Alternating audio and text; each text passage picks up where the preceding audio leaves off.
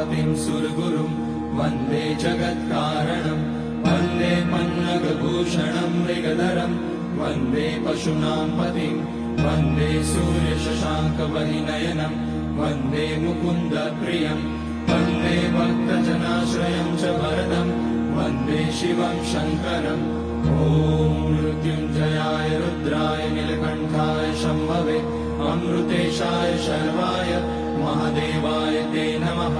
नमस्तेऽस्तु भगवन् विश्वेश्वराय महादेवाय त्र्यम्बकाय त्रिपुरान्तकाय त्रिकाग्निकालाय कालाग्निरुद्राय नीलकण्ठाय मृत्युञ्जयाय सर्वेश्वराय सदाशिवाय श्रीमान् महादेवाय नमः।